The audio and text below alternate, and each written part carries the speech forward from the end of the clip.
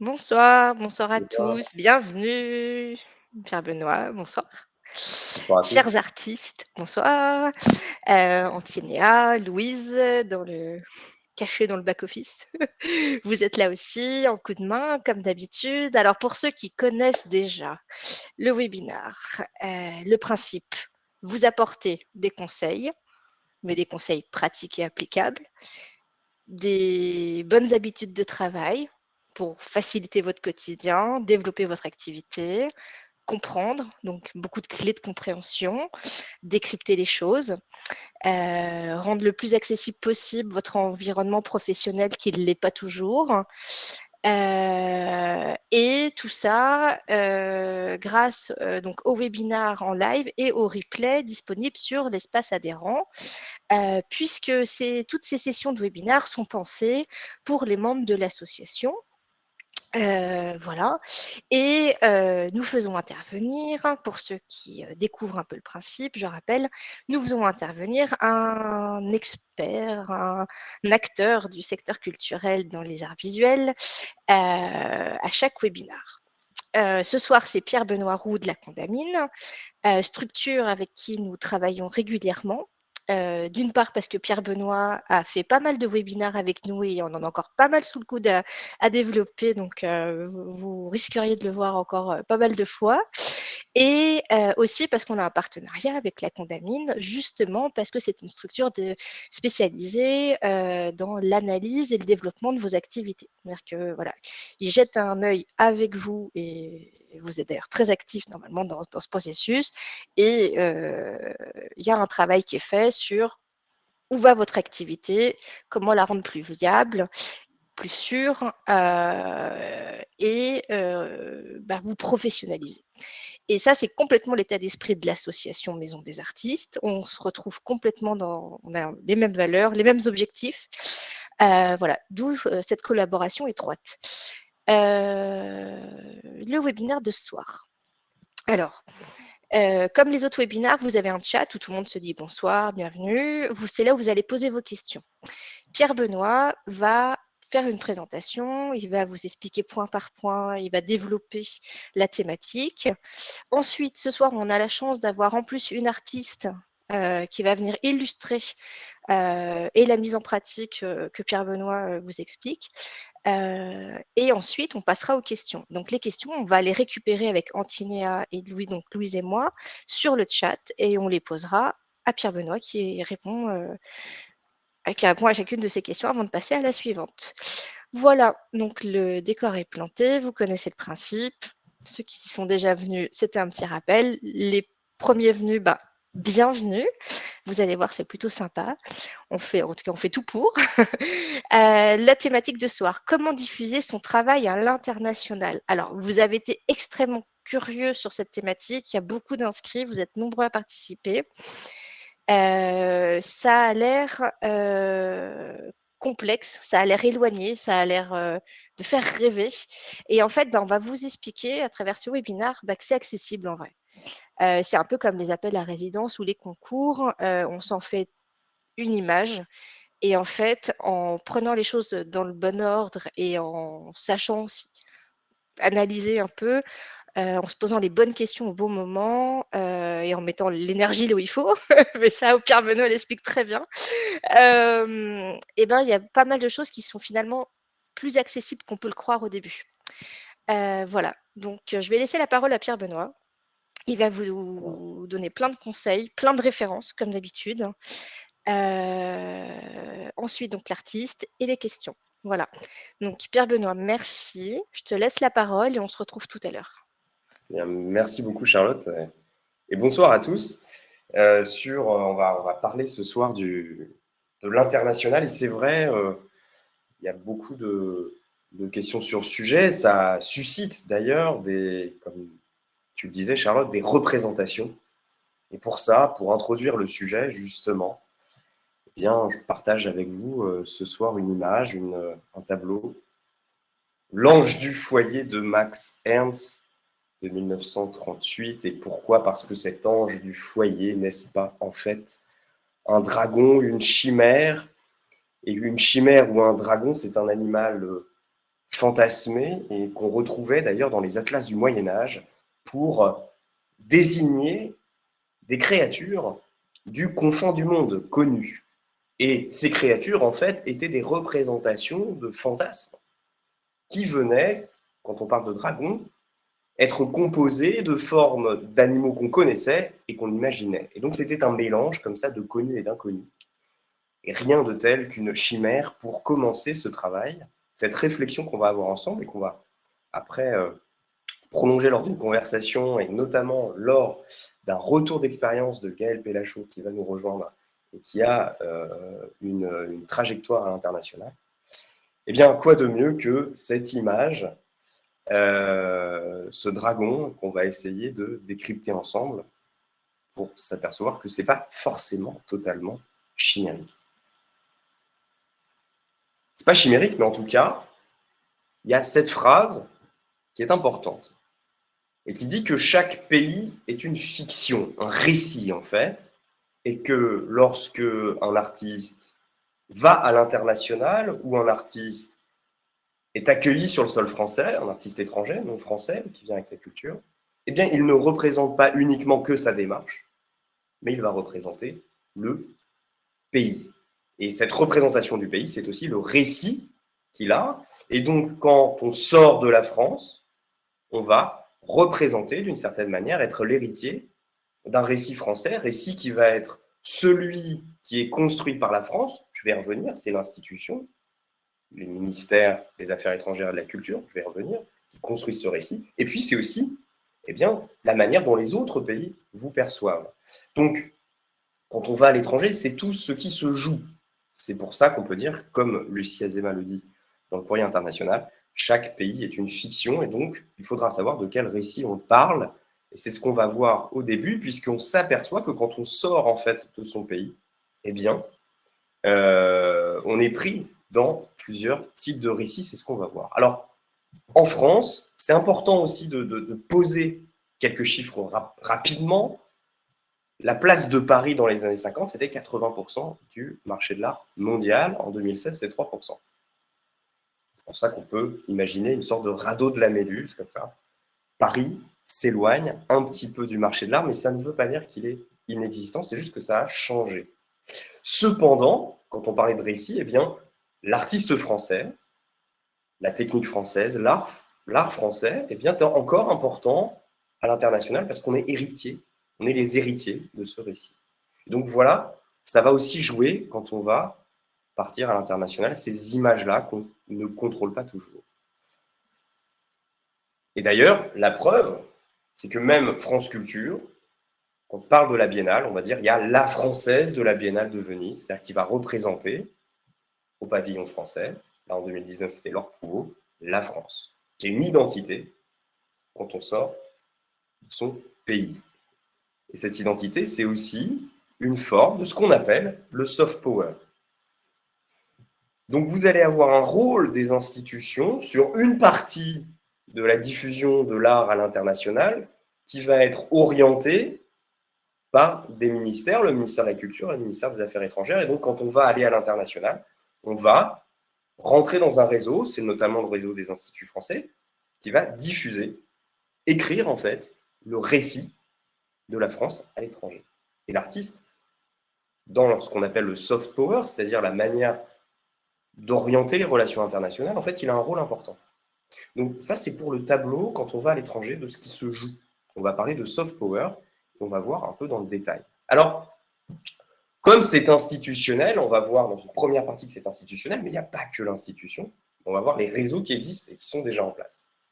Eh bien, l'institution a des mots. On va parler de coopération d'actions culturelles. C'est les actions culturelles menées par le ministère des Affaires étrangères et de la Culture à l'étranger. Et on va parler de mobilité sortante quand ton artiste français va à l'étranger et mobilité entrante quand ton artiste étranger vient en France.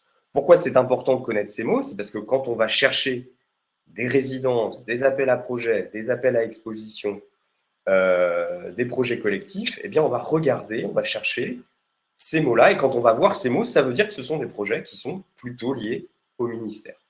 Pas que, je vais revenir, mais c'est principalement ça. Donc ça, ce sont les mots-clés pour bien chercher.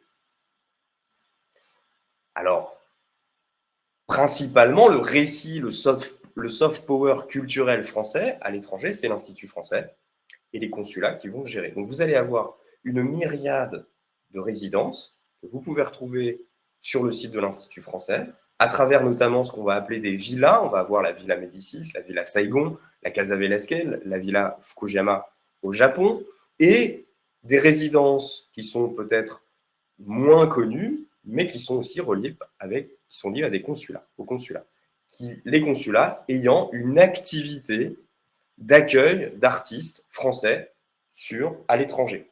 Donc vous pouvez aussi directement contacter ces consulats. Il y a énormément de résidences et c'est vraiment un bon moyen de commencer. Petit conseil, si vous voulez prendre contact, prendre langue, comme on pourrait dire, avec un consulat, eh bien, c'est de les contacter plutôt en avril, puisque chaque année, les budgets sont renouvelés en avril. S'il faut faire un plaidoyer pour l'art, il faut mieux le faire en avril, moment de renouvellement des budgets. Alors, le cas numéro 1, donc, quand je veux aller à l'étranger, si je parle de mobilité sortante, dans le cadre institutionnel, eh bien, c'est un artiste français en résidence à l'étranger via un réseau français, donc via un réseau institutionnel français. On verra que ce n'est pas le seul chemin. Vous avez un guide qui est très bien fait, le guide des financements de la mobilité internationale. Vous voyez, on retrouve ce mot-clé-là pour les artistes et les professionnels de la culture. Vous avez l'édition 2020 et l'édition 2021-2022 est sortie il y a peu. Vous pouvez nous envoyer un mail, on vous l'enverra.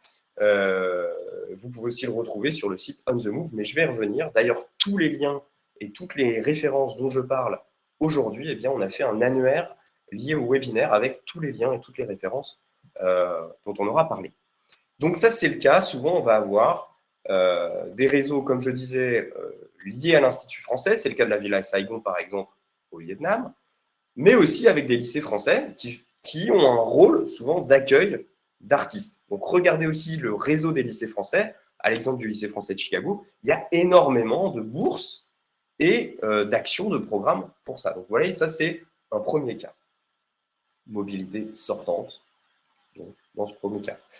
On voit aussi que partir à l'étranger, je vais revenir dans les mécanismes, en fait, de valorisation du travail de l'artiste, eh bien, à l'image de la chimère, le fait de partir à l'étranger, ça renforce souvent le prestige, entre guillemets, je mets des guillemets, ou la reconnaissance de votre travail. Donc ça, on va dire que ça va renforcer le capital symbolique. Ça ne veut pas forcément dire que vous allez gagner beaucoup d'argent à l'étranger, ça veut juste dire, ou mieux vendre. Alors souvent, c'est que vous allez augmenter la reconnaissance et donc, in fine, mieux vendre en France. Je vais y revenir. On parle de mobilité internationale et donc ces résidences d'artistes qui sont notamment dans ce guide, eh bien souvent ce sont des résidences financées où l'artiste est rémunéré pour le temps qu'il va passer à créer. D'accord ? Donc ça, c'est un type de résidence. Mais on voit que ce récit national, ce soft power qui serait contrôlé en fait par le ministère des Affaires étrangères et de la Culture à travers les instituts français, et qui irrigue par des résidences la culture française grâce à l'artiste, en fait, c'est un récit qui est un peu simpliste. Et que là, comme dirait Suzanne Baker, la vérité, c'est une multiplicité de perspectives et quelquefois, il y a plusieurs points de vue, plusieurs versions des événements. Et souvent, ça permet d'avoir une image peut-être globale et un peu plus vraie. Et c'est ce que je voudrais partager avec vous, c'est de voir qu'en fait, aujourd'hui, eh bien, l'Institut français ou le ministère des Affaires étrangères, cette institution n'a plus le monopole du récit et ne contrôle pas tous les artistes.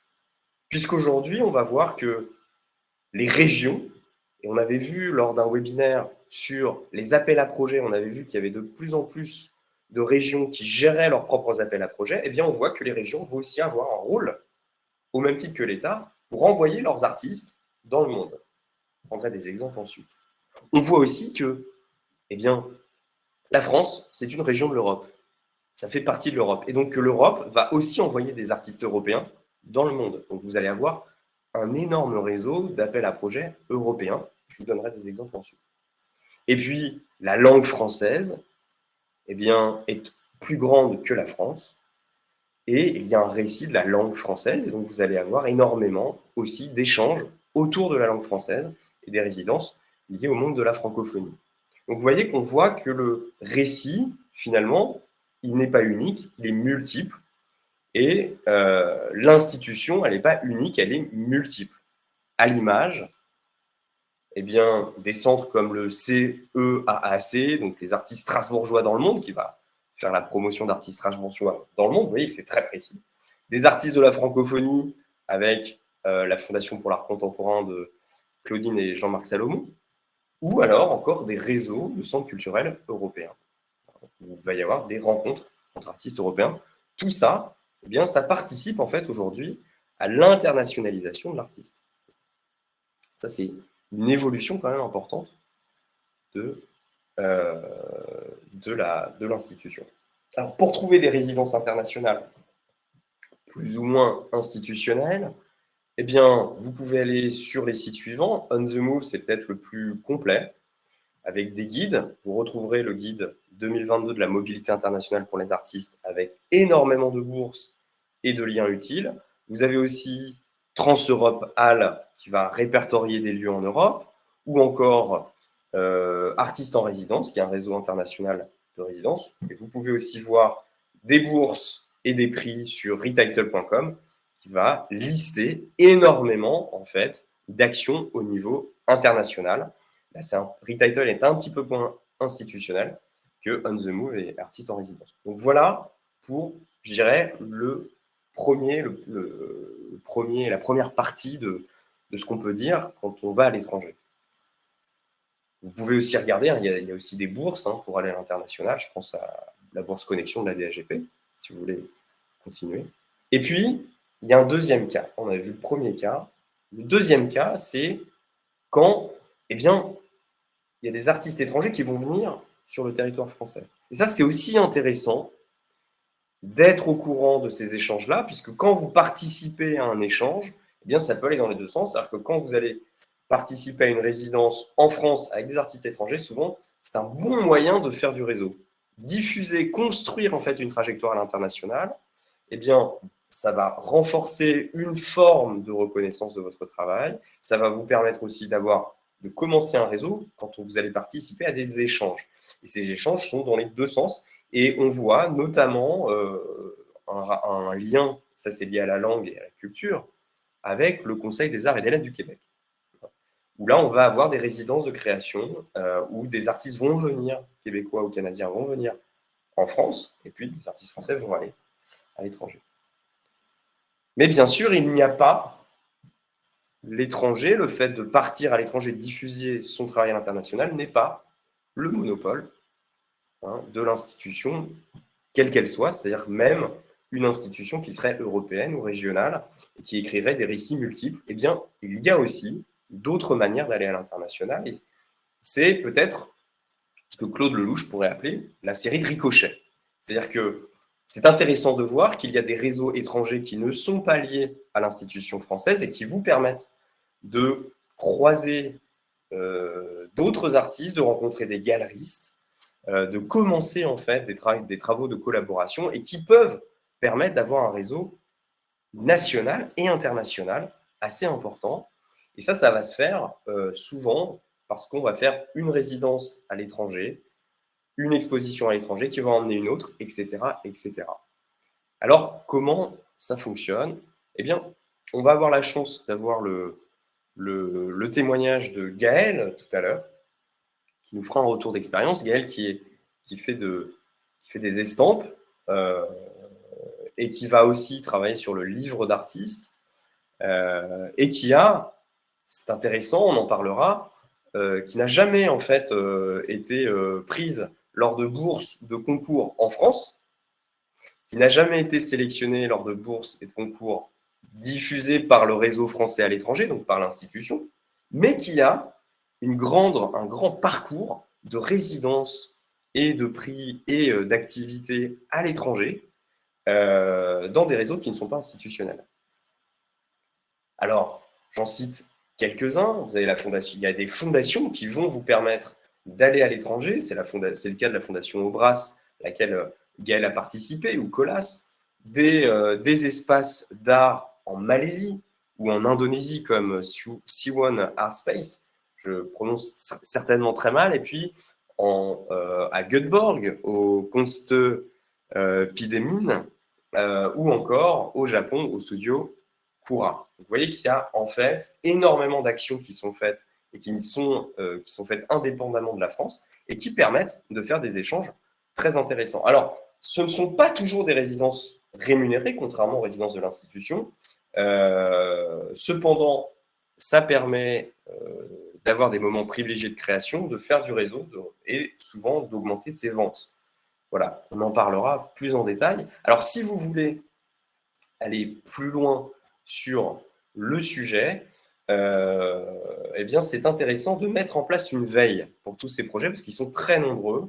Alors, dans notre annuaire de liens, on a mis l'annuaire de liens qu'on pourra vous envoyer. On a mis tous ces sites qui vont lister énormément d'appels à projets. Et pour la veille, on a privilégié les appels à projets de pays étrangers qui sont financés, c'est-à-dire où on vous donne une bourse et donc vous pouvez voir des sites comme Fully Funded Residencies, par exemple, ou The Artling, ou Art Connect, par exemple, qui vous expliquent comment candidater et ce que vous pouvez attendre. Donc ça va être un moment important pour commencer à créer un réseau en dehors de l'institution qui vous permet en fait d'avoir beaucoup d'expositions et de commencer d'avoir un moment de création privilégié et même de créer des liens avec les pays et de faire quelques ventes. En fait. C'est en réalité, l'étranger, c'est une bonne manière de se développer. Et je parlais de réseau et on en avait parlé lors de webinaires précédents. Et on avait parlé aussi de cette notion d'appariement sélectif, de dire qu'en fait, en allant à l'étranger, on va avoir un moment privilégié de rencontre et ces rencontres vont nous permettre de tracer des trajectoires. L'appariement sélectif, c'est le fait chez l'artiste, c'est un concept de Pierre-Michel Menger, qui est professeur au Collège de France et qui travaille justement sur les trajectoires professionnelles de l'artiste et qui dit qu'en fait, on s'aperçoit qu'une trajectoire professionnelle d'un artiste dépend énormément de son environnement. Des gens avec lesquels il travaille, des gens avec lesquels il échange, des gens avec lesquels il réfléchit. Ce n'est pas uniquement le galeriste, c'est aussi les autres artistes. Et aller à l'étranger à travers des résidences ou des projets ou des appels à projets auxquels on répond, qu'ils soient institutionnels ou non, participe en réalité, accélère en fait l'activité de réseau et votre trajectoire. Donc ça va être un moment privilégié et c'est très intéressant quand on commence, quand on se dit que peut-être la Villa Saigon, la Villa Médicis, c'est pas forcément pour moi. Hein. Il y a la Villa Albertine aussi en ce moment, enfin qu'il y a eu il y a un mois.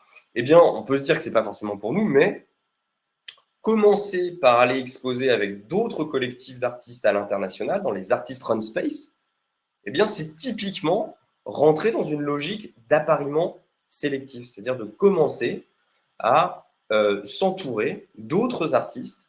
Et aujourd'hui, c'est de plus en plus reconnu, le fait d'aller exposer à l'international dans des Artist Run Space. Hein.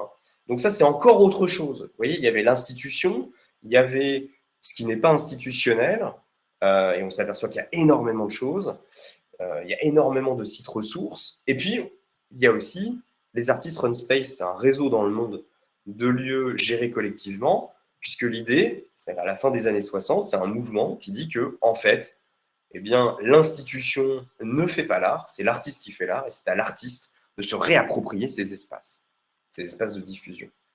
Et donc, vous allez avoir le réseau Artist Run Space qui va lister, vous savez, c'est un projet qui est européen, mais qui va lister énormément de lieux autogérés dans le monde. Donc ça, c'est aussi une bonne manière de commencer pour diffuser son travail à l'international. Et ça permet quand même de... Souvent, on a des réponses. Souvent. Alors, on voit que finalement, là, ce qu'on est en train de dessiner, c'est une stratégie d'internationalisation. C'est-à-dire le fait de réfléchir à comment on va à l'étranger.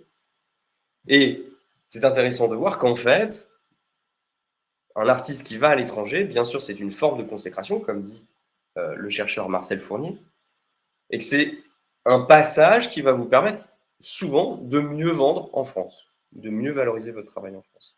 Vous allez bien sûr vendre un peu à l'étranger, mais c'est paradoxalement une manière d'être encore plus présent en France. Cette stratégie d'internationalisation, l'artiste n'est pas seul. Vous pouvez partir seul et répondre à des appels à projets seul, là c'est ce qu'on a vu, mais les galeries vont aussi avoir un rôle à jouer puisque les galeries ont bien compris que ça participait en fait à la valeur de l'artiste. Quand je dis le mot valeur, c'est une valeur qui n'est pas du tout artistique, hein. C'est plutôt, on va dire, une considération économique.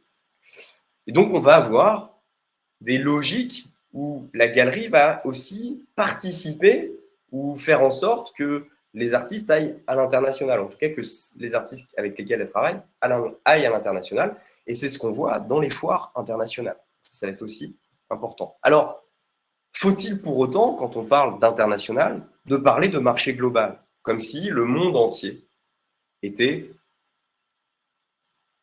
égaux, comme si tous les lieux se valaient? Bien sûr que non, mais on va voir comment ça fonctionne. Eh bien, il faut savoir que les galeries, en réalité, travaillent quand même aussi avec les institutions culturelles. Raymond Moulin, qui est la chercheuse qui a parlé du marché de l'art et de la mondialisation et des nouvelles technologies, qui a fait un livre et un essai dessus, dit qu'en fait, pour aller à l'international, on ne peut pas aller n'importe où. Il y a des lieux. Et ces lieux sont souvent liés au fait que vous allez avoir des institutions culturelles fortes au niveau local quand vous partez, et que les galeries sont aussi capables d'aller à l'étranger. Donc, ça va aussi être important, et on va voir que les galeries, quand elles pensent international, elles vont essayer de travailler en fait aussi avec les institutions. Ça, c'est aussi quelque chose qu'on voit.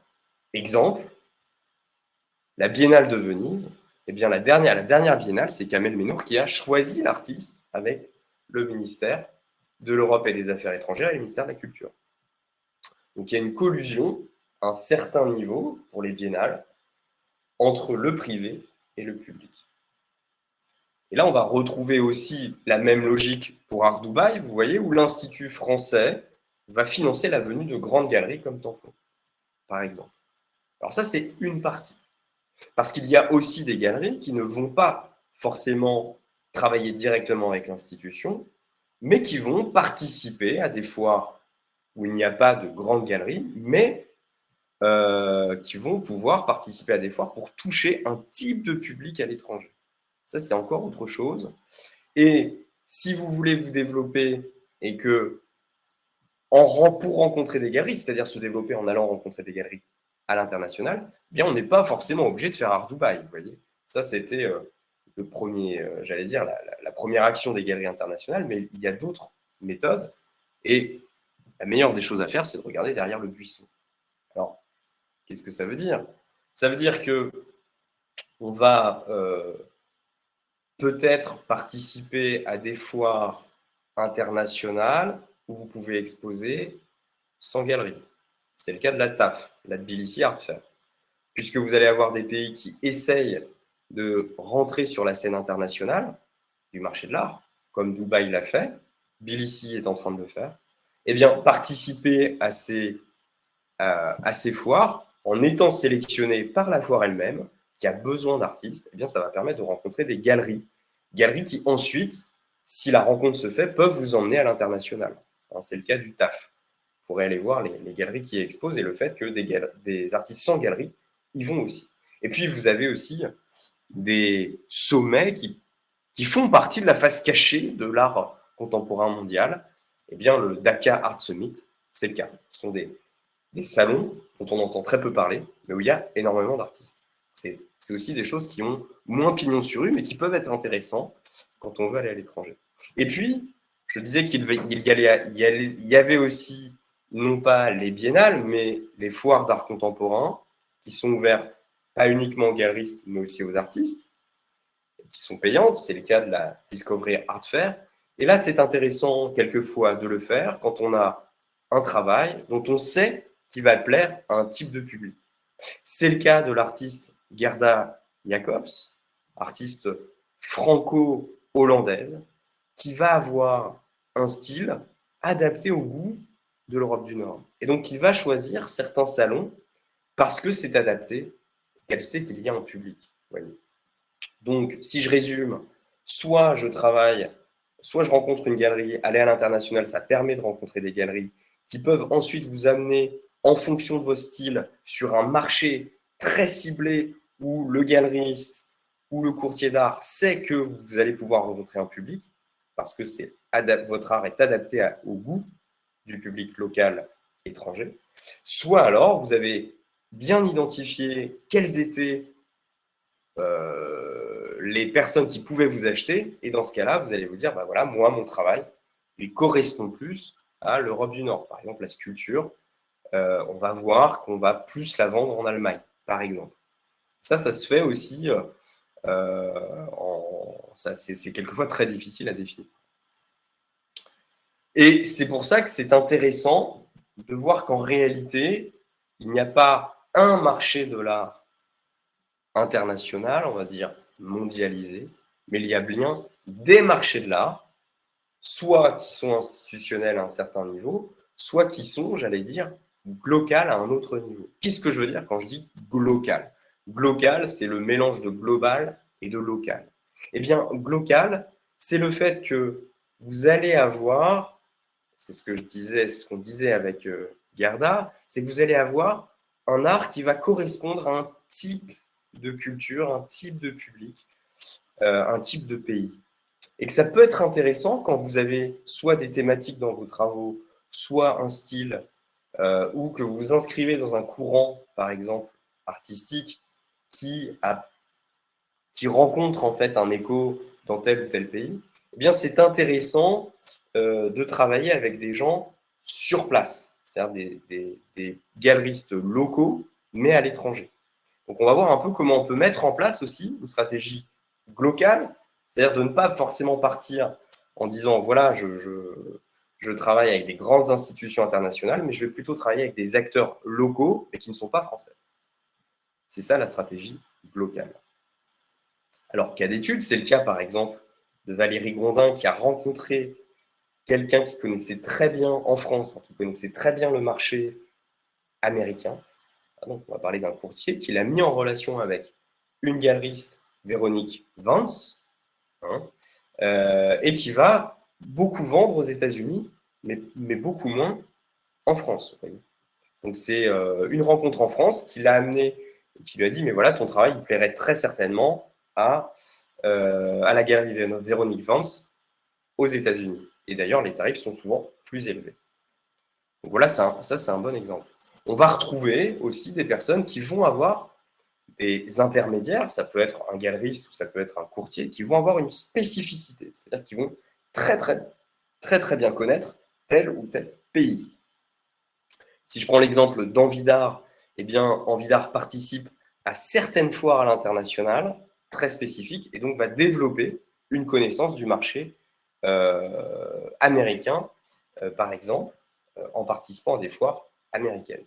Vous avez, par exemple, des courtiers qui vont aussi distribuer en participant à des foires, pareil, très spécifiques par rapport à un type d'art. Là, c'est le cas de Spice Seconde Modernité, par exemple, qui va travailler avec quelques artistes qui sont dans les stands, notamment, et puis des personnes comme Miali, la fondatrice d'Entre Terre et Talent, qui emmène des artisans d'art et des artistes à l'étranger pour réaliser certains projets. Vous voyez que là, ça va fonctionner au projet. Donc, on a ce qu'on pourrait appeler des courtiers. Ce ne sont pas du tout des agents, mais des gens qui vont avoir une connaissance du pays et qui vont vous emmener.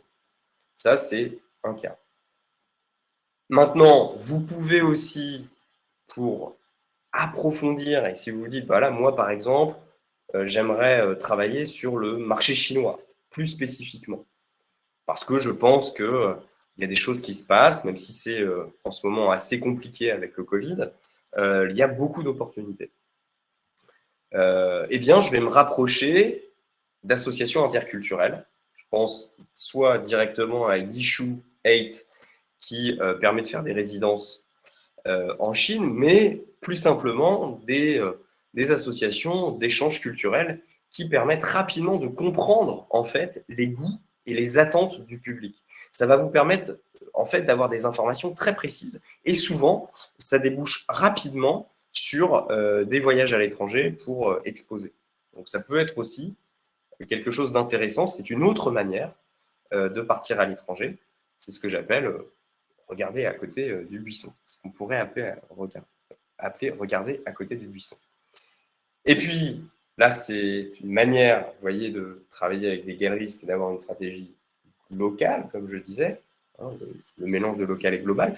Mais Internet, est bien sûr obligé d'en parler, c'est assez intéressant, c'est qu'Internet, en fait, c'est aussi une manière de se développer ou de diffuser son travail à l'étranger. Et on voit que 70% des galeries en France et dans le monde, selon le rapport Hiscox, ont vendu des œuvres en ligne à des clients internationaux. Et on voit que les galeries vont commencer à développer des boutiques en ligne, des espaces de vente en ligne pour toucher une nouvelle clientèle, une clientèle internationale. Donc ça, c'est aussi quelque chose à prendre en compte quand on va se développer. D'où l'idée d'avoir un profil anglais et français. Alors pourquoi anglais et français? On aurait pu dire aussi anglais, français, chinois, par exemple. Eh bien parce que le web, en fait, a des grandes aires culturelles et que on est dans l'ère culturelle anglaise au niveau du web. Après, quand on va aller sur le marché chinois, ça va être un petit peu différent. C'est quelquefois un peu plus compliqué. Et vous pouvez aussi faire sur Internet des recherches locales. Qu'est-ce que je dis quand je dis local? Eh bien, vous pouvez, pour trouver des acteurs locaux à l'étranger, c'est-à-dire des galeristes qui pourraient vous sélectionner, mais qui n'ont pas pignon sur rue, et qui sont par exemple des galeristes anglais, des galeristes américains, des galeristes indonésiens, des galeristes indiens, par exemple, eh bien, c'est de faire votre recherche en disant à Google, tiens, c'est comme si je recherchais depuis l'Albanie, par exemple.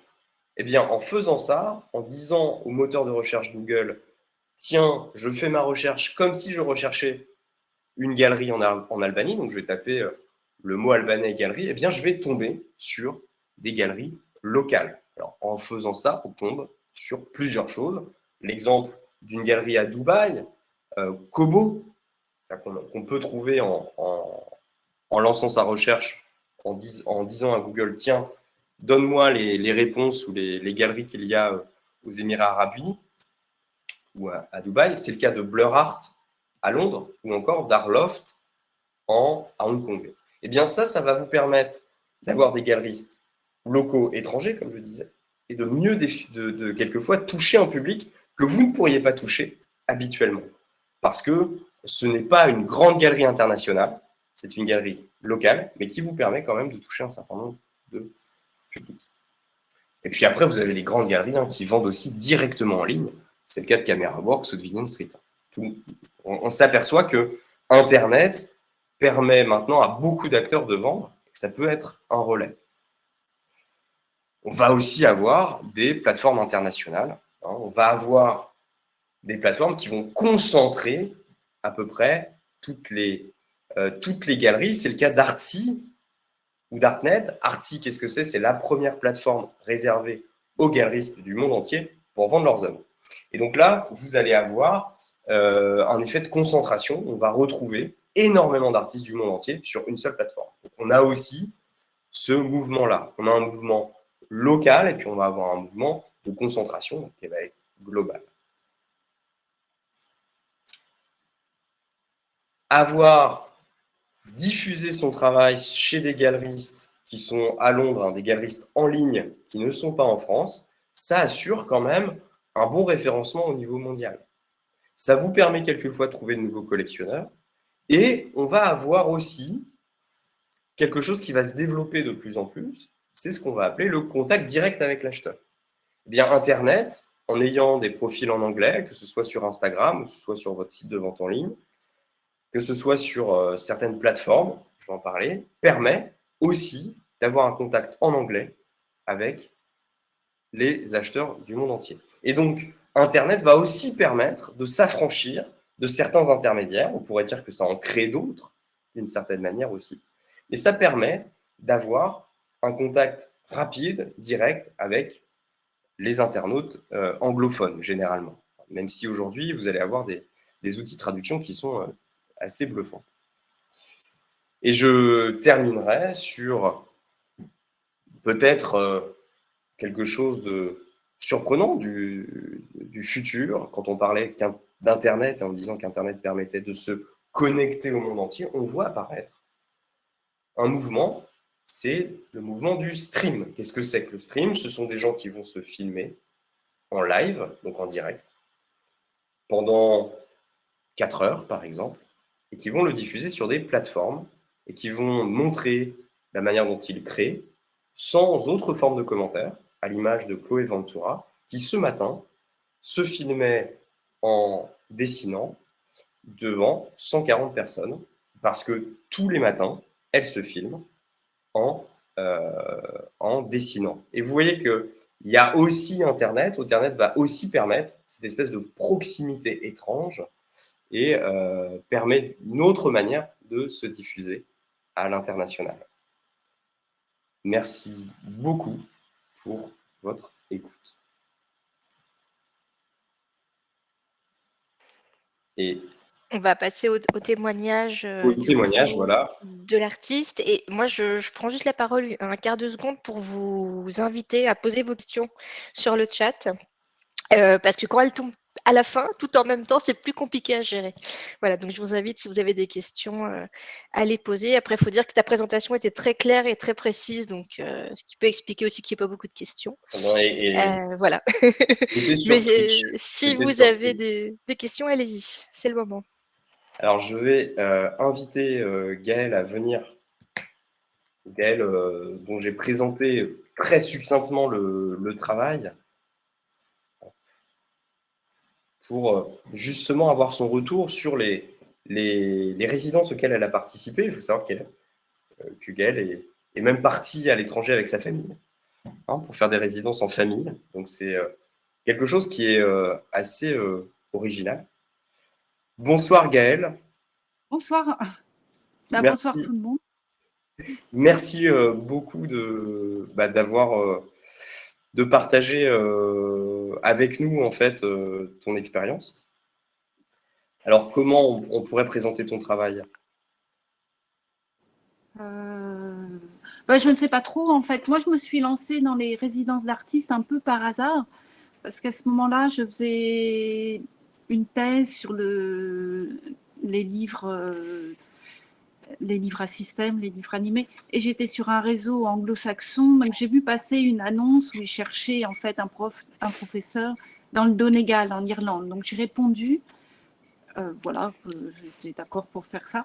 Et eux m'ont dit non, on vous prend en fait en résidence d'artiste. Donc voilà, c'est comme ça que j'ai commencé. Et en échange, je devais faire, alors là, j'étais invitée, mais je devais payer l'avion. Mais en échange, en fait, je devais faire un week-end de conférences et workshops.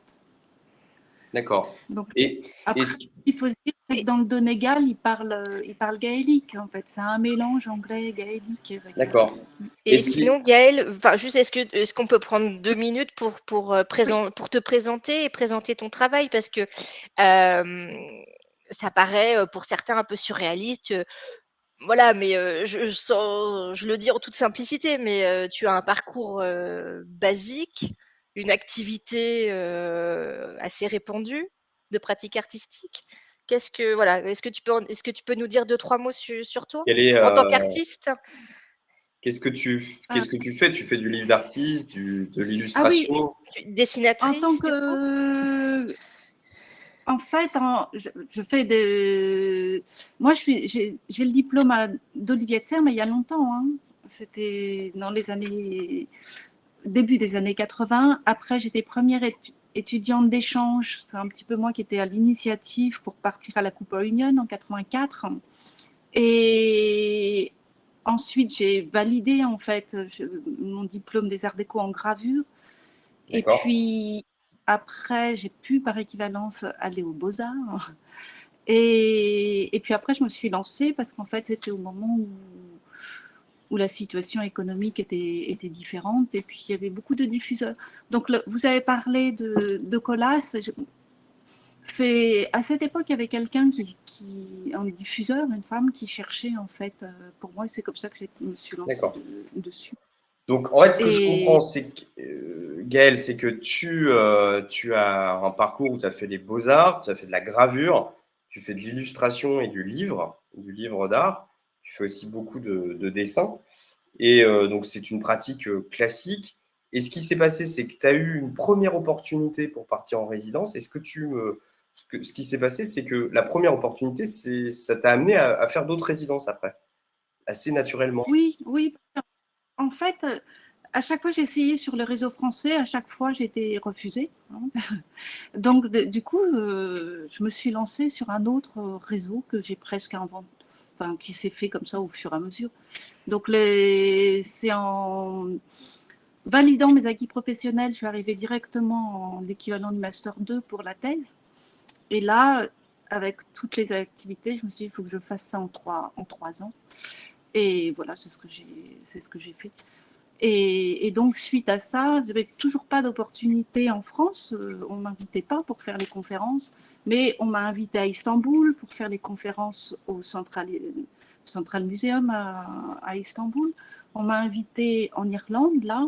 Et puis en France, on m'a invité sur ce sujet que 3-4 ans plus tard. Quoi. D'accord. En fait, Donc, oui. ce que je comprends, c'est que tu as, avec ta thèse, tu as pu faire des conférences qui t'ont aussi amené à faire des résidences de création Oui. après. Donc, c'est un mélange, en fait. J'ai la thèse, je suis conférencière à Beaubourg. Si vous voulez, en échange, je propose de faire des conférences. D'accord. Donc, c'est aussi une manière très directe de dire, bah, voilà, je vais aller à l'étranger, je vais travailler chez vous, je vous fais quelques conférences, vous m'accueillez. Moi, ça te permet de faire du réseau. Voilà. Et c'est vrai que tu en as fait quasiment entre 2008 et 2018. On en a fait quasiment tous les ans des voyages à Ah oui, l'international. puis avant le Covid, j'étais partie pour en faire 2 par an. Voilà, Là, ça c'est s'est presque un stoppé. modèle de développement, en fait. Mais ça, voilà, là, c'est stoppé. Là, c'est un petit peu plus long parce qu'en fait, on est sur des listes et le temps que les organisateurs reprennent tout le retard. Parce que la résidence qui était prévue en 2019 pour l'Irlande, j'ai pu la faire là en septembre. D'accord. Et on va dire que tout va très bien se passer.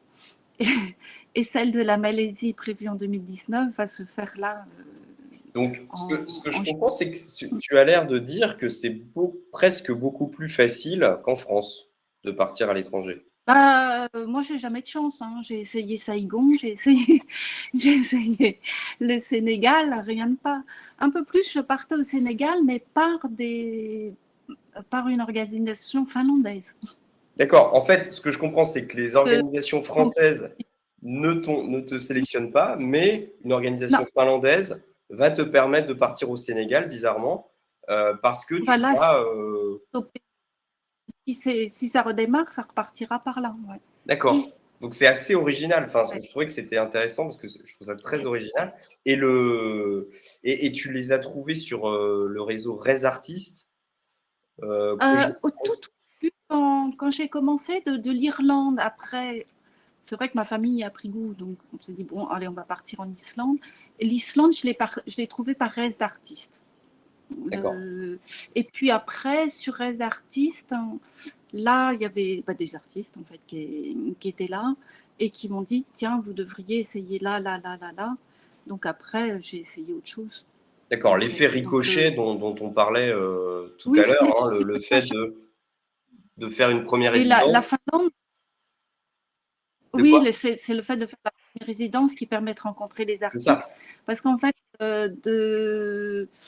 là, par Res Artistes, j'ai été sélectionnée et on est parti presque en famille, la famille complète. Et c'était en Tanzanie, donc D'accord. au fin fond de la plaine Maasai, et c'est tenu par un Finlandais. Donc ce D'accord, ok. Finlandais est aussi en relation avec les autres Finlandais au D'où Sénégal. Donc d'où voilà, le réseau finlandais au Sénégal. C'est ça, d'où d'où le réseau finlandais au Sénégal. Sénégal. Donc voilà. Oui, donc Et c'est puis assez, je trouve assez passionnant de voir qu'il y a d'autres chemins que le chemin des instituts français, après, hein. j'étais mais bon, pour l'instant, c'est comme ça. Est-ce que Donc le la question que je me posais, c'est est-ce que qu'on pourrait se poser, c'est est-ce que ça permet de mieux vendre? Est-ce que tu as vendu à l'étranger grâce à ça ou pas? En fait, vendre, c'est un peu beaucoup dire parce que suivant les pays, effectivement, en Inde, j'étais invitée pour faire des conférences. Là, ils m'ont payé, mais j'étais payée en roupies. Donc, voilà, j'ai Mmh. acheté des foulards en échange. Alors, très beaux, brodés, etc. Mais par contre, ça me permet au retour, à chaque fois, je dis, ben voilà, sur place, je ferai ce travail. En échange du logement, je ferai les conférences. Et puis, vous acceptez ma petite famille ou pas, si on y va tous ensemble. Et puis, après, au retour, je continuerai le travail et ça va se finaliser par un livre d'artiste. Et D'accord. ça, en général, je le fais. Donc ce que je Alors comprends, c'est maintenant, que si je synthétise ce que tu as dit, c'est que ça te permet d'avoir un moment privilégié de création qui va déboucher sur un livre d'artiste, qu'ensuite tu vas pouvoir diffuser, voilà. vendre en fait. C'est ça. Ouais. D'accord. Et en Et fait, puis au tout ça, c'est de la Portugal, eux construction m'ont de réseaux pour pouvoir rebondir et construire et un CV artistique et alimenter voilà. en fait un réseau euh, que tu crées en rebondissant de contact en contact, en fait, d'opportunité en Oui, opportunité. Euh, oui, oui. ça, c'est Portugal, la c'est version. que Il y a beaucoup d'artistes qui s'interrogent un peu sur les difficultés qu'on peut rencontrer ou combien de fois faut se proposer avant d'être accepté? Comme voilà. ah bah j'envoie un mail en disant voici mon lien sur mon site. À ce moment-là, j'avais même pas Instagram. Est-ce que vous m'acceptez? Et puis ça mord ou ça mord pas, hein. Donc aussi C'est à simplement Ils peu que ça. près acceptent. combien de candidatures posées pour une réponse favorable? Bah, à chaque fois, je prenais des destinations un petit peu particulières où très peu de Mm. Français vont s'aventurer dans des conditions pareilles. Donc, si ça ne répondait pas, bah, tant pis, j'en essayais un autre. Oui. Et puis après, c'est vrai que en disant bah, j'ai déjà fait ça, c'est comme ça où avant le Covid, j'arrivais à 2 résidences par an. Parce que D'accord. juste avant, j'avais réussi à faire dans la même année le Costa Rica et puis Mexico. Parce que là, j'en avais envoyé plein de mails et ils ont tous accepté. Donc Donc après, en il fait, fallait juste planifier. Pierre Benoît, ça rejoint un peu d'autres choses qu'on a pu entendre dans des webinaires passés où tu disais, évidemment, il faut bien choisir aussi l'énergie qu'on met. Là, l'intelligence de Gaël, c'est de choisir des destinations peut-être un peu moins demandées, sur des résidences un peu moins demandées. C'est ça. Voilà, et de mettre ses forces dessus et de savoir, après, j'imagine que d'être un peu arrangeante aussi, et voilà. Mais il y a beaucoup de questions sur, mais est-ce que ce sont des résidences rémunérées ou en Alors, fait c'est un peu Non, contre, c'est c'est contre nourri, logé oui, et c'est le goût ça du en fait. Elles ne voyage sont qui est. pas rémunérées pour l'instant. Je les ai pas. Là, j'ai envoyé d'autres candidatures. Normalement, si ça fonctionne, celle-ci, elle serait rémunérée. Mais pour l'instant, non. C'était en échange Oui. de conférences. Moi, j'aime bien faire les conférences et Mhm. les workshops. Et après, j'ai vu dans la discussion me demander si Mm. j'étais bilingue. Non, j'adapte mon anglais qui est un peu de la mayonnaise ou de la bouillabaisse à toutes les situations. Parce que il faut savoir que tout d'un coup, il faut se retrouver face à un public en Inde ou en, en Tanzanie pour faire des conférences où il faut adapter l'anglais, hein. Mhm. C'est vrai qu'au Costa Rica, c'était des Américains qui étaient dessus. Et au début, une des artistes de Chicago, j'ai mis 2 jours avant de comprendre son accent, parce qu'en plus, elle parlait très très vite. L'accent new-yorkais, ça va. J'ai vécu un an. Bah, c'est quelque part Mais plutôt encourageant, du coup, pour pas mal d'artistes qui pourraient se dire, bon, bah, je maîtrise pas tel ou tel code, Ah non, je maîtrise pas l'anglais, je maîtrise pas les codes administratifs, institutionnels. Ton témoignage vient dire finalement après, il faut que du temps. c'est de la persévérance, il faut oser. Il faut peut-être oser des Oui, choses qu'on n'aurait pas osé justement, qui sortent un peu des sentiers battus. Il ne faut pas hésiter à déposer quand même pas mal de dossiers, même si sans trop s'épuiser à taper à toutes les portes parce que c'est pas le but. Mais là, en fait, le réseau et le CV que tu es en train de construire, d'aller de résidence en résidence, petit à petit, t'amène à des résidences rémunérées. C'était pas le cas voilà. jusque-là, mais ça C'était reste un pas. objectif. Mais quelque part, Oui, jusque-là, tu construis en fait des bases, comme Pierre Benoît quand il explique comment construire son réseau sur d'autres webinars, et tu commences à avoir les débouchés. Mm. Et oui, là, c'est Donc cet c'est quand même un temps objectif. long, c'est un mais, temps long. mais avec la persévérance et un peu de souplesse, tu es la preuve que c'est possible. Voilà. Après, c'est vrai que en France, j'en ai essayé, hein, 20 dossiers, 20 refus, 19 dossiers, 19 refus. Et là, c'était long, parce qu'à chaque fois, c'est des dossiers en France qui sont compliqués à remplir. Donc, j'ai fini par me décourager, en fait. Voilà. Donc, du coup, je continue par mon autre réseau. Et Pierre Benoît m'a envoyé des liens sur des réseaux tout à l'heure, donc je les ai regardés. Mais ils se recoupent tous, ces liens. D'accord. En fait, je me suis aperçue que de reste d'artistes, certains déposaient en fait leur résidence sur d'autres, sur Mm. Transartistes, qui le déposaient encore sur un autre lien que je ne connaissais pas, mais apparemment, eux m'ont connu parce que quand j'ai essayé, ils m'ont même mis mon adresse, hein. Donc, Alors, ça, c'est pour résumer, en fait, tous ces liens, de toute façon, tout ce que vous avez, tout ce que j'ai cité comme lien, vous pouvez nous envoyer un mail à contact, je vais vous mettre dans le chat, @lacondamine.org, et on vous enverra l'annuaire ainsi que le guide de la mobilité pour les artistes, hein, si vous voulez la mobilité internationale. Donc ça, c'est le premier point. Le deuxième point, ce que je retiens, Gaël, aussi, c'est que tu as cherché en dehors de la lumière. C'est-à-dire que souvent, c'est ce que je dis quand je parlais d'aller chercher à côté, dans des endroits peut-être moins courus, et ben, ça permet d'avoir des contacts plus vite. Donc d'ailleurs, je vois aussi dans le chat que les gens me demandent aussi les coordonnées d'institutions et de galeristes. J'ai mis les coordonnées aussi dans l'annuaire de liens de certains galeristes. Voilà. Bon, bah, très, très bien. Est-ce que Gaël, est-ce qu'il y a...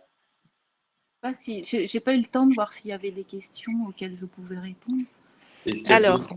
en termes de questions liées à ton expérience, bon, certains, effectivement, artistes disaient que c'était une vie que tout le monde ne pouvait pas suivre. Le fait d'être en Non, non, non. permanence en train de bouger, voilà, Et puis c'est pas. j'imagine. Il faut accepter d'être Mhm, au fin fond du milieu de nulle part. Parce qu'en Indonésie, c'est toujours très, très confortable, mais c'est mhm, quand même à côté des frontières. C'est. En fait, c'est pas forcément mhm. facile, hein, Ok. Et de du coup, partir. il y avait de la curiosité parce que en dehors donc de ces résidences qui vont aboutir à des résidences rémunérées, hein, qui est comme voilà, comme un objectif, vivre de son art et se professionnaliser, vivre de son art. Est-ce qu'à côté de dans ta pratique artistique, euh, est-ce que tu es une artiste de salon, une artiste de galerie? Est-ce que tu es une artiste qui vend plutôt au contact de réseaux en journée porte ouverte? Est-ce que avec des maisons d'édition, voilà, quel est ton à côté? Alors, mon à côté, j'ai pas de galerie, pas tout le moins pas pour l'instant. Et je suis sur les salons, en fait. Alors, dernièrement, j'étais enfin, surtout sur le réseau de livres d'artistes. Là, Pierre Benoît, tu parles d'illustration, mais chaque fois que je démarche pour les éditeurs, ça fonctionne jamais. Et, et voilà, je suis un petit peu à côté. Et puis, voilà, je fonctionne par les salons. Et puis, pu. Ouais, c'est vrai que tu es assez modeste, Gaëlle, parce que tu as fait aussi le salon Page. Oui. Tu as fait des Ah, mais salons. pas, je le connais. Moi, je fais des livres d'artistes depuis 92. Ma thèse était sur les livres animés, les Oui, livres et puis d'artistes. tu as fait aussi le symposium book, enfin le salon, le symposium des livres d'artistes dans le New Jersey quand même aussi aux États-Unis. Oui. Alors, suite à cette thèse, j'étais 2 fois commissaire d'exposition, en fait, par rapport à cette thèse, une fois à Lyon, une fois à Marseille. Donc, Marseille m'avait imposé le côté petite enfance. À Lyon, c'était en exposition le sujet de ma thèse. Donc, j'ai appelé, en fait, il y a un collectionneur américain qui avait présenté mon livre au Grelier Club. C'est un endroit très prestigieux, en fait, à New York. Donc, comme il m'a envoyé le catalogue, je dis, est-ce qu'il serait possible, là, cette fois-ci, c'est moi qui vous demande, serait-il possible de vous emprunter des livres pour les exposer au musée de typographie de Lyon? Et c'était très modeste, j'ai dit juste 6 livres. Il me dit non, 20 livres. Et voilà, on est parti à New York chercher les 20 livres. Et voilà, parce que c'était plus simple d'aller à New York Voilà. que de faire. Oui, D'accord. C'était Donc, ok. Donc, Et suite à ça, l'artiste m'a invité pour faire le symposium dans le New Jersey. ok. Donc, beaucoup quand je disais souplesse, et c'est aussi la manière de rebondir sur des occasions, pas hésiter à faire des propositions. On retiendra que tu n'es pas représenté par un galeriste, donc beaucoup d'artistes peuvent s'identifier à ton cas, parce que c'est vrai que peu d'élus. Donc c'est plutôt rassurant. Ok, ok. Et tu as une vie d'artiste, voilà, depuis de nombreuses années. Tu as une pratique artistique et tu as quoi Moi, je suis à la Maison des artistes depuis 1990 précisément. D'accord, ok. Donc, voilà, c'est un peu la référence. Ok. Et là, je vois où je trouve l'argent. Non, je ne trouve pas de sponsor. J'en ai pas de sponsor. Après, ma question financière, j'ai des revenus artistiques. Et puis, j'enseigne pour Paris Atelier. Et puis, je suis conférencière à Beaubourg. D'accord. Voilà, voilà, ça. c'est un peu ce qu'on avait vu d'ailleurs, on en avait parlé dans diversifier son activité. C'est à Mhm. l'image de beaucoup d'artistes, c'est que tu vas avoir à la fois des cours, tu vas faire donc Paris Atelier, tu vas donner des cours, tu vas faire des conférences, tu vas Voilà. vendre aussi ton travail. Et ça te permet d'avoir un équilibre. Et les résidences vont aussi participer au réseau que tu mets en place. Voilà, et à chaque fois, j'impose pour partir au moment où ces activités sont plus ralenties, en fait. Où je décale mes horaires, pour tout dire. Là, si jamais le prochain projet, ce sera la première fois où je vais pouvoir partir 3 mois. Parce que d'habitude, j'ai accepté pas plus d'1 mois, en fait. Justement, pour pouvoir continuer tout le reste. Ok, ok, ok. Bon, bah, merci Voilà. beaucoup, Bon, merci Gaëlle. beaucoup. Bah, Et je ferme la fenêtre. oui. Alors, Voilà, des compliments sur ton merci beaucoup, parcours et Gaël. sur ton site, je vois dans le chat. Ok, et il y avait un commentaire et un site, même pas en anglais. Et ça permet quand même d'aller à Ouais, l'international. Donc, vous voyez, très bien. Alors, Pierre Benoît, est-ce que le fait d'avoir un Instagram, un site internet, est-ce qu'il faut avoir un agent? À quel moment il faut se faire représenter? Est-ce que tout ça, voilà, ça aide vraiment ou un artiste tout seul peut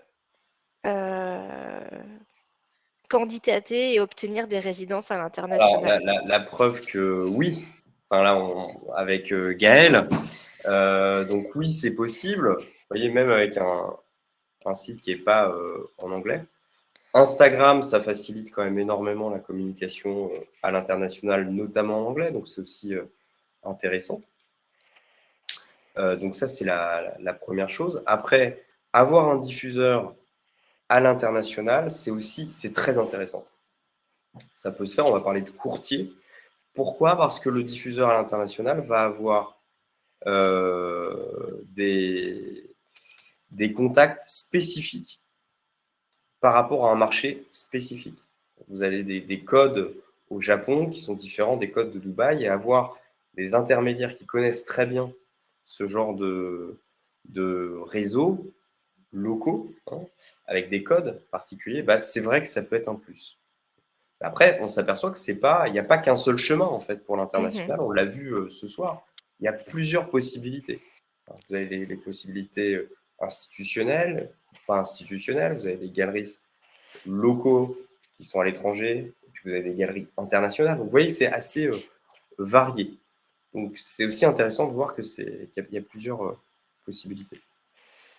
Ok. Et alors, je sais que ma question est un peu redondante, mais la base pour toi, vraiment les 2-3 choses à faire pour mettre le plus de chances de son côté, ou du moins si on le fait pas, c'est foutu d'avance. Moi, je pense que c'est jamais foutu d'avance. C'est Donc bizarre, je déjà, connaissais plus ou moins la réponse. ouais, non, c'est pas foutu d'avance. Je sais pas. Bon, voilà. Euh, alors, un site internet, ça va être important. D'accord. Euh, bon, un site internet en anglais, c'est un plus.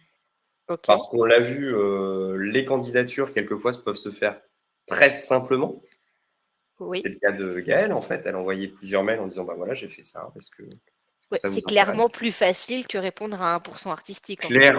Clairement plus facile, et on voit que Beaucoup moins euh, procédurier. exactement. En fait, les choses peuvent être beaucoup plus simples qu'en France. Alors là, vraiment, ça peut être. On avait vu que c'était très technique le 1% artistique. On était allé Mm. dans le détail. On avait vu aussi qu'il y avait beaucoup de résidences en France où il y a des critères qui sont très spécifiques. Faut avoir des démarches artistiques très lourdes. Là, ça va être beaucoup plus immédiat, plus visuel d'ailleurs. Donc c'est quelque chose qui peut être plus facile. Et est-ce que c'est pas Ah, une question de bon contact, de bon relationnel, de on a l'air sympa, ça se passe bien, la relation elle est facile, donc faites-moi venir un mois, ça sera facile quand je serai sur ouais, place aussi. peut y avoir ça Est-ce aussi. qu'il y Ça a un peut peu être ce côté séduction du séduction, je sais pas. En tout cas, je suis un artiste sympathique qui va pas chercher trop les complications? Est-ce qu'il y a ce jeu un peu? alors ça, c'est toujours des relations humaines. Donc je pense qu'il y a aussi, ça peut jouer. Après, c'est vraiment un ensemble de choses. Ça va dépendre. Là, quand c'est des résidences qui sont pas rémunérées ou non rémunérées, bon bah évidemment c'est un peu plus facile. Il y a des résidences où il faut payer. Là, j'en ai pas parlé parce que c'est pas celle que je soutiens, Mhm. mais ça existe. Et puis après, vous avez les résidences où vous êtes rémunéré. C'est encore autre chose. Donc effectivement, ça va dépendre aussi du type de résidence. Je vois aussi des questions sur Art3F Oui, dans et le beaucoup chat. de et oui, on voulait beaucoup de questions. Art3F revient sur pour avoir ton avis sur Art3F. Donc Art3F, je vais parler d'Art3F à l'international. Mhm. Ça existe aussi à l'international. Bon, c'est très commercial. Si là, c'est payant, donc ça veut dire qu'on investit de l'argent, parce on n'est pas sur la même chose que Alors, ce c'est dont on pas a de la parlé. résidence, là c'est du C'est salon. pas de la résidence, c'est de la foire, Mhm. salon sur lequel on va payer, On d'accord? paye un stand, hein, clairement. On paye un stand, donc faut vraiment, c'est un risque. Et on avait vu que c'était quand même très commercial, et que sur les salons, en fait, vous allez avoir des salons où vous allez gagner votre vie et d'autres où vous allez la perdre. Enfin, pas perdre votre vie, mais perdre de l'argent. Ça s'équilibre, c'est-à-dire que souvent, on va pas c'est pas forcément un modèle économique. Mhm. D'accord? Donc, sachant ça, aller à l'international, ça va coûter encore plus cher qu'aller en France. Donc, si en plus vous voulez aller dans un salon payant à l'international, c'est-à-dire sans galerie, c'est encore autre chose, les salons avec galerie. J'en ai parlé sur TAF à Tbilissi, par exemple. Mais si vous allez sur Art3F par vos propres moyens, il faut être vraiment sûr de rencontrer votre public et d'avoir un type d'œuvre qui correspond à ce public allemand, par exemple, comme pour Bernard Mhm. Jacobs. Oui, Donc voilà, sachant que ce sont souvent enfin, des salons immenses. vraiment, enfin, avec des dizaines d'allées, des centaines de stands. Mm, mm, mm, mm. Euh, Alors, c'est vrai qu'on va on est un peu avoir, perdu au milieu de la on masse est quand même. perdu, je pense, et vous allez avoir, et ce que Laurence Ruet dit, c'est que effectivement, vous allez aussi être souvent démarché en tant qu'artiste par deux types de structures qui viennent de l'international. Mhm. Ce sont les foires internationales qui se font passer pour des biennales sélectives alors que ce sont juste des foires comme Art 3F. Ok. Donc ça, bah, il faut vraiment savoir que c'est pas forcément adapté. La prise de risque est plus grande Voilà, et la prise de risque est plus grande. financièrement, c'est à l'artiste de tout avancer. Voilà, exactement. Alors Donc que ça, la c'est pas différence avec une forcément. résidence, c'est que quand même, ils sont Voilà, non, mais c'est pour ça que je. logés, les matières premières sont fournies Voilà, et l'objectif de la résidence, c'est aussi d'être rémunéré ou qu'une œuvre soit achetée en contrepartie justement de faire de la médiation culturelle, ou des cours de pratique artistique, voilà, en échange voilà. Donc de ça, c'est cette vraiment rémunération ou cette bourse. le premier point, en fait. Donc ça, c'est vous allez souvent être démarché. Quand vous êtes démarché, souvent, c'est mauvais signe. Donc, je Mmh. dis ça comme ça, bon, souvent, bon, on peut se dire, tiens, c'est un peu OK. étrange. Et puis après, vous allez avoir des galeristes, souvent en ce moment, soit espagnols, soit italiens. Alors pourquoi, ça, je ne sais pas, mais c'est des choses qu'on voit souvent. Mmh. Qui vous disent, tiens, j'aime beaucoup votre travail, j'aimerais vous exposer. Et rapidement, vous apercevez que c'est une exposition contre rémunération. On a ça aussi à New York, hein. Il y a des galeristes de New York qui font ça, avec des artistes français qui vont tout de suite aller vous dire, voilà, j'aime beaucoup votre travail. Et en fait, vous devez payer pour exposer. Donc là, c'est pareil qu'une galerie Simez en France. C'est pas Mmh. forcément des choses qui sont très intéressantes. Voilà. D'accord. Voilà. OK, OK. OK, donc on reste sur des basiques. Un site internet, c'est quand même pas mal. Ouais. Un Instagram, bah, c'est toujours Important. mieux, c'est voilà. On reste aussi sur le basique de en avoir un, il y a pas de promesse de fait, mais ne pas en avoir, on est exclu de pas mal de choses. Les salons, que ce soit en France ou à l'étranger, ça coûte quand même beaucoup d'argent à C'est l'artiste sans ça. aucune promesse d'achat par des clients et de visibilité. OK. Ça se construit peu à peu en rebondissant d'une résidence à l'autre. Donc au début, petit budget, petite rémunération, mais on se construit un réseau et puis on se construit un CV. On apprend à gérer les codes de la résidence, à se faire des contacts et à se faire réinviter ou à aller sur d'autres résidences pour aller vers des résidences plus rémunératrices. C'est Donc, ça. patience, persévérance, comme C'est dans ça. beaucoup de cas. OK. Est-ce que tu vois, pour synthétiser, voilà, une autre clé importante? Euh, non, la synthèse est OK. assez claire. Et comme d'habitude, avoir des supports plus ou Ah moins oui, déjà oui, prêts. oui, oui, oui, ça, Portfolio, les CV, photos, je dirais Instagram. que les photos sont très très importantes. Un book? Un book, les photos sont vraiment très très importantes, d'autant plus à l'étranger. Ouais, parce que Parce OK. que Donc des visuels. ça peut être Donc l'art des est une visuels de expérience bonne universelle. qualité et un paquet de visuels. C'est ça, un paquet D'accord. visuel. OK. Après, il y avait des questions pratico-pratiques aussi sur euh, qui prend en charge l'aller-retour en avion, s'il y a des œuvres créées sur place, est-ce qu'on peut repartir avec? Mais alors du coup, le coût du transport, est-ce qu'il y a des assurances à l'étranger comme il y a en France pour les œuvres? Ou est-ce que l'artiste doit prendre ses prédispositions avant?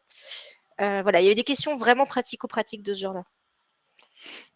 Eh bien, alors là, c'est vraiment au Moi, je cas peux par cas. répondre pour l'assurance, si tu veux. Alors, vas-y, mais c'est souvent au cas par cas, en fait, pour les autres. Alors, parce qu'en fait, on en a discuté il n'y a pas longtemps avec le courtier et l'assureur avec qui on travaille, donc le groupe Ener et Groupama. Euh, Comme quoi, l'assurance prix en France fonctionne dans beaucoup de cas, mais ils excluent de toute façon le Canada et les États-Unis qui vous demanderont une assurance propre au pays dans lequel vous entrez pour vos œuvres et pour vous-même. Donc, les assurances que vous prenez en France fonctionnent dans un paquet de situations. Mais si votre destination de résidence ou d'exposition, c'est le Canada ou les États-Unis, il vous faudra de toute façon en prendre une sur place, au moment où vous passez la douane, en gros. Voilà. Et après, pour les transports des œuvres, ça, c'est les douanes. Et là, il y a un formulaire quasiment par pays, avec des règles à respecter. C'est peut-être la partie finalement la plus complexe sur le plan administratif, c'est les passages aux douanes et les remplissages de formulaires et de taxes. Voilà. Voilà D'ailleurs, les infos que j'ai. c'est vrai que c'est d'ailleurs la définition, pour la petite histoire, Brancusi, le sculpteur Brancusi avait envoyé une œuvre aux États-Unis et le douanier avait voulu la taxer comme non pas une œuvre d'art, mais comme un bien normal parce qu'il ne reconnaissait pas les œuvres de Brancusi comme une œuvre d'art. Il y a eu un cas de jurisprudence qui a fait date sur ce qu'est une œuvre d'art. C'est le cas Brancusi contre les États-Unis et ça a servi de définir ce qu'était une œuvre d'art. Il disait qu'une œuvre d'art n'a pas de fin utilitaire et n'a pas forcément à être à représenter quelque chose de réel ou être fidèle à la réalité. Voilà. Donc c'est vrai que les douanes, c'est toute une histoire dans le monde de l'art. Voilà. Et du coup, il y avait des questions sur la TVA, mais alors là, il faudrait prendre, il faudrait Ouais, qu'il y ait un fiscaliste du pays concerné qui prenne la parole, parce que la TVA en Finlande, j'ose avouer que c'est quand même spécial et que je ne maîtrise pas ce sujet-là. Pierre Benoît, étonne-moi. Non, non, non, non, non, là, Surprends-moi. non, vraiment, là, La TVA en je sais Finlande? que c'est très compliqué et c'est D'accord. vrai qu'il y a Non, un là, c'est fiscaliste, vraiment là, c'est vraiment très quelque chose précis. de Très, très précis. très, très compliqué. Mais possiblement, les alliances françaises ou les ambassades peuvent répondre à ce genre de questions. C'est possible. Ou détachés culturels ou à creuser. À creuser. Il faudrait leur Ok. demander. Alors, du coup, pour les autres questions qui étaient prise en charge des transports, l'aller-retour en avion, par exemple, Alors ça, comment ça ça va se passe? dépendre. En fait, vous avez sur les sites notamment pour la veille, pour faire votre veille, eh bien, on s'aperçoit que ça dépend énormément des types de résidences. Vous allez avoir des résidences où vous êtes payé pour venir, donc on va prendre naturellement on va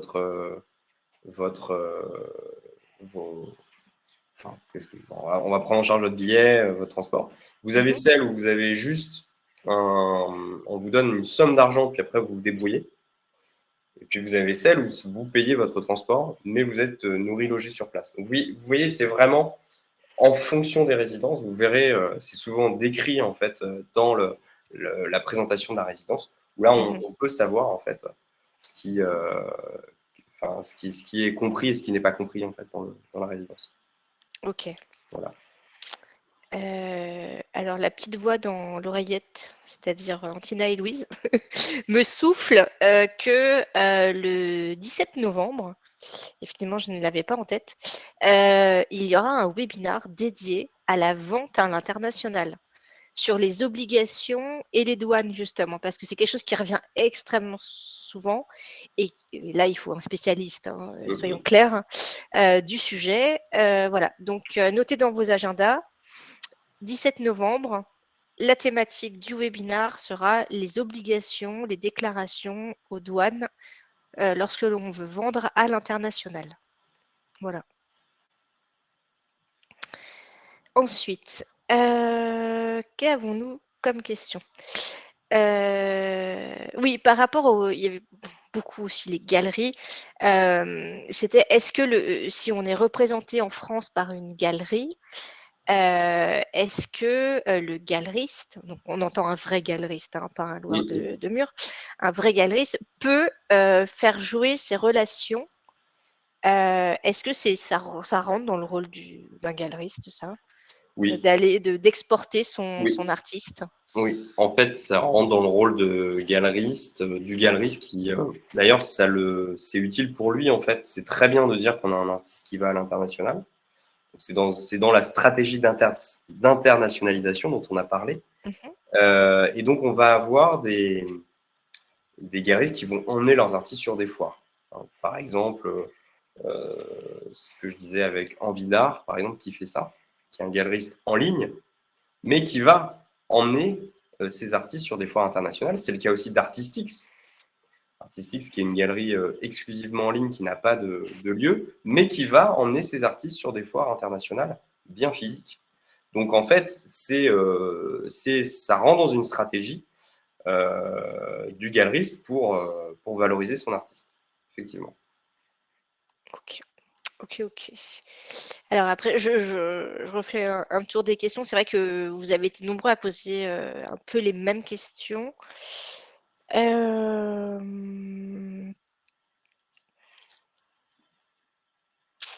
Alors, Pierre Benoît, est-ce que tu peux nous redire un mot sur les courtiers?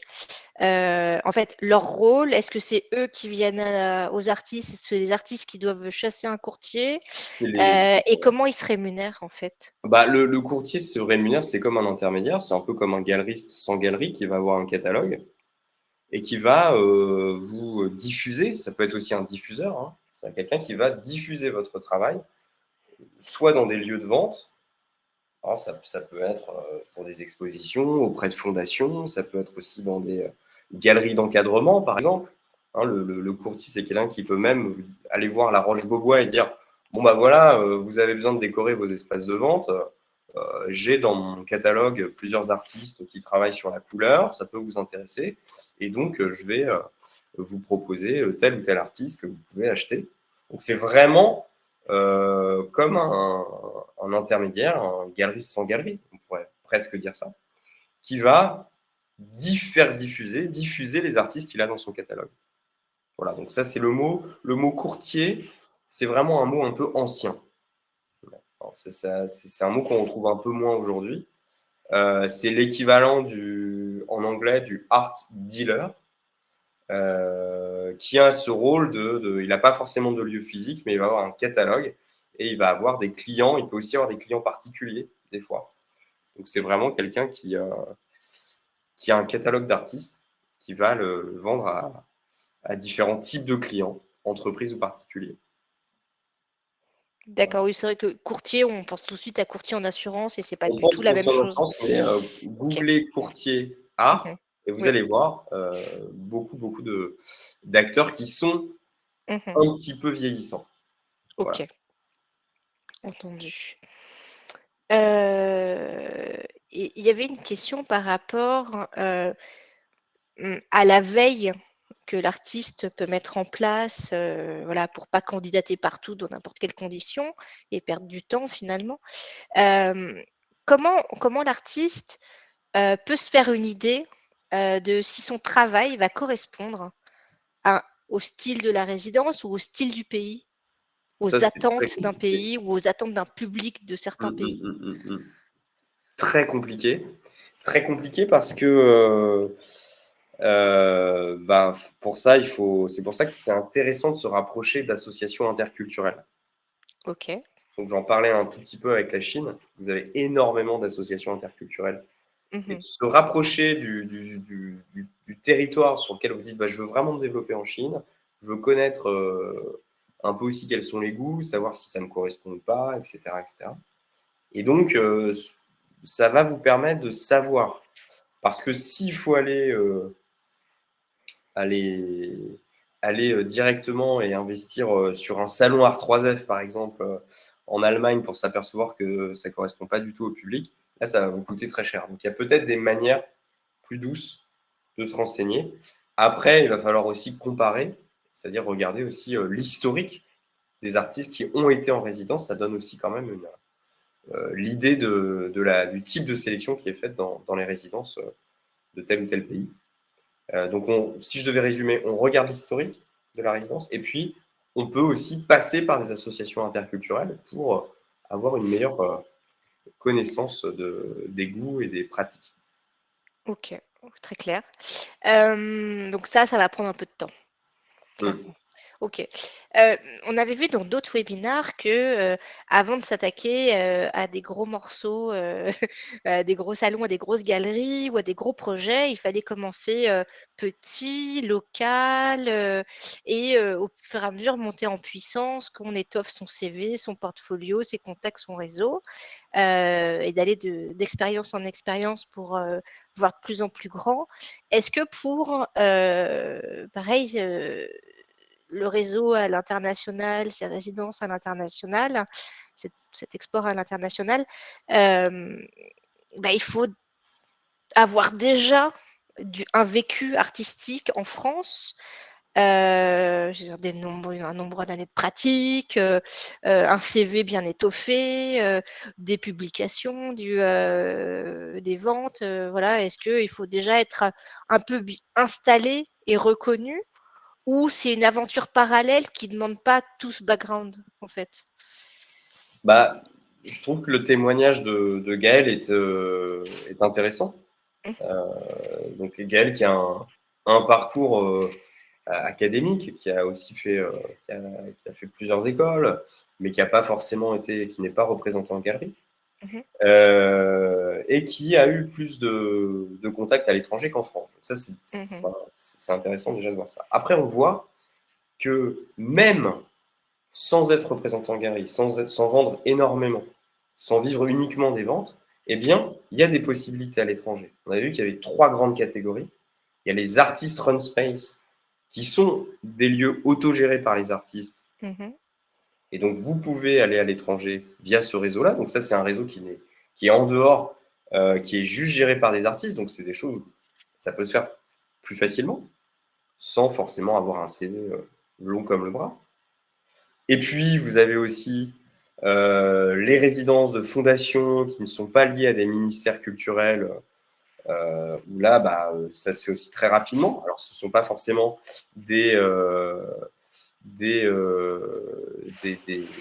comment dire, ce ne sont pas forcément des résidences rémunérées totalement, mais ça peut être intéressant. Et puis après, effectivement, sur certaines résidences institutionnelles, la sélection peut être un peu plus difficile. Mais vous voyez qu'on peut construire en fait une trajectoire. Ok. Et ben écoute, ma dernière question. Est-ce que tu penses que les conseils que tu viens de donner s'appliquent à un artiste étranger qui voudrait s'installer en France ou exposer en France ou faire des résidences en France? Complètement. En fait, d'ailleurs, je n'ai pas voulu trop, parce que j'aurais pu parler encore une demi-heure. Donc, j'ai décidé, en fait, vraiment 1 heure avant le webinaire, d'enlever quelques slides pour pas être trop dense, parce que c'est déjà dense. Mais effectivement, les artistes étrangers, et je pense notamment à beaucoup d'artistes chinois, parce qu'on va avoir énormément d'artistes chinois aujourd'hui sur le marché de l'art, qui vont commencer en Chine et qui ensuite vont terminer leurs études en France ou faire des résidences en France, eh bien, on s'aperçoit que ça va être très, très intéressant. Enfin, que ce qu'on a dit là, ça s'applique vraiment aussi à des artistes étrangers. Ok, c'est réciproque. C'est vraiment Ok, réciproque. d'accord. Ok. Voilà, il y a beaucoup, beaucoup d'artistes chinois qui ont cette trajectoire-là. Et donc, j'avais pris comme exemple Zuo Chi, un artiste céramiste qui a vraiment cette trajectoire. D'accord. Et du coup, alors ça sera pour cette fois-ci ma vraie dernière question.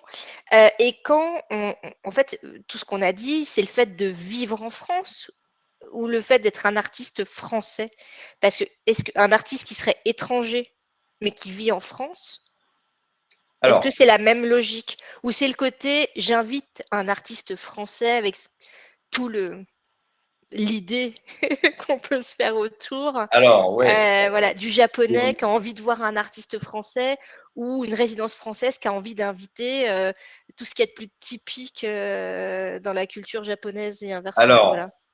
Alors, oui et non. C'est-à-dire que je propose une réponse de Normand.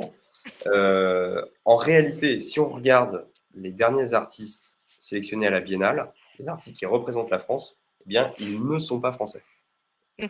hein, au niveau des papiers. Mhm. Donc, ce n'est pas du tout systématique. Ok. Donc ça, c'est le premier point. Après, vous avez, par le ministère des Affaires étrangères et le ministère de la Culture, effectivement, certaines résidences qui vont être réservées à des artistes français de Mhm. nationalité. D'accord ? Mais c'est vraiment de moins en moins le cas.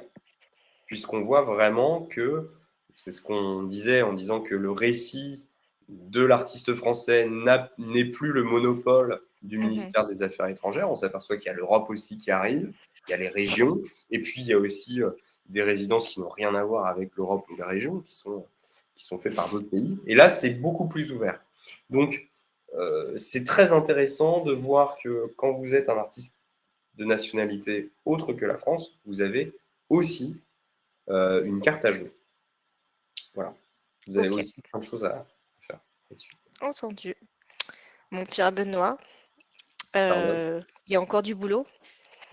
Ça ressemble à une thématique qui donnerait une très belle fiche pratique. C'est vrai, c'est Je... vrai, c'est vrai. Très, je... Voilà, très bien, voilà, la proposition est lancée, Pierre très Benoît. bien, avec plaisir. Entre les références et Oui. les réseaux, les contacts, Mm, voilà.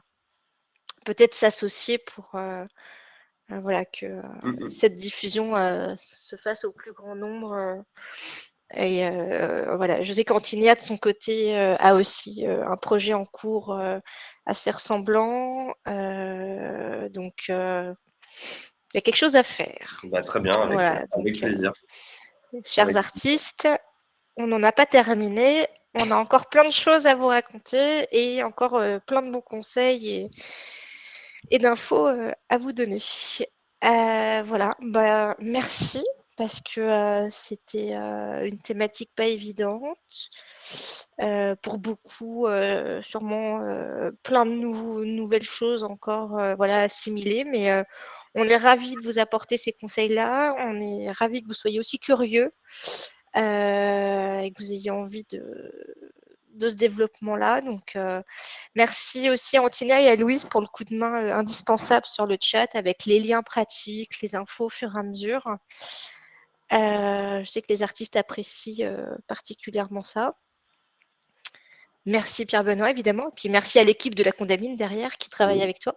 Et merci à Gaëlle aussi. Voilà. Et merci à Gaëlle pour son témoignage, Merci, le temps qu'elle a merci. pris. C'est pas évident de prendre la parole comme ça. Donc voilà, merci. Et je vous souhaite une très très bonne soirée. On se retrouve très bientôt pour un prochain webinar. Celui-ci sera en replay très très vite sur l'espace adhérent de la maison des artistes.fr/site. Voilà. Et ben, bonne soirée. Bonne Et soirée à bientôt. et merci à vous pour votre écoute et à très bientôt. Au revoir, à Au bientôt. revoir.